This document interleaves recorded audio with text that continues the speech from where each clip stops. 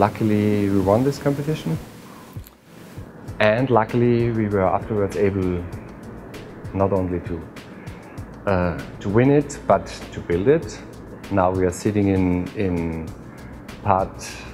Science Park part number 3.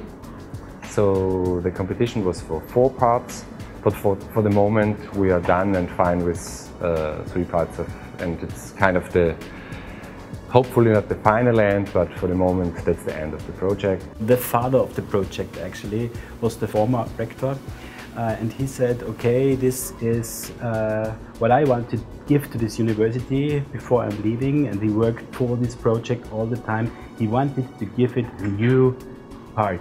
He said, please do something really spectacular. So even if it's just the first sight of, if you have a first sight of this building, it is spectacular. No, we were not afraid, not at all. And so at the beginning we didn't even know how big the project is. At the beginning we were speaking about 1 building, so Science Park number 1, the mechatronic building. And then it went once by once. So 2 years later we started with the next building, 3 years later we started with the 3rd building. So it got more and more, but at the beginning it was only 1 building, was not so special. It wouldn't have been a good sign for us if everybody would have said, oh, it's great, because people are different and people actually don't like strange new things. Many people criticized it because of its sharpness, because of its color, because of its strangeness and so on. But everybody talked about it. So if reactions are positive or of course as well negative, it is, I think it's what you call sharpness, I just call it strongness. It's definitely one language. Buildings itself are communicating with each other and with the surrounding. Finally, we want the people to force, we want the architecture to force the people inside to communicate together. And that was something that worked very good.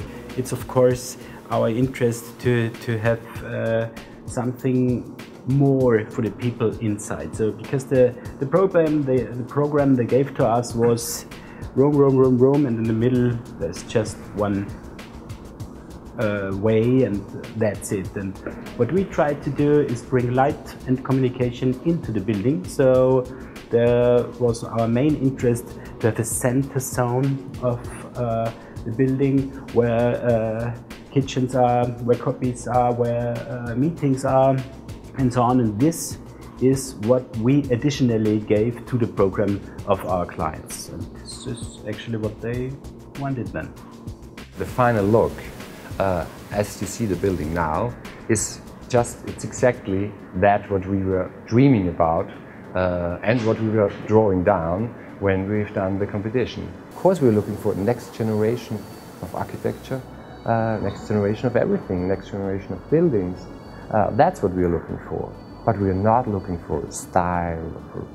No, I think we are not, and our buildings are very, very different if you look at them. So it is some kind of design, and it's not deniable. So it's a little bit more than the single function. And architecture, of course, has always to ask some questions. Why do you do this? Do you really need this? Isn't it better if you do it the other way around?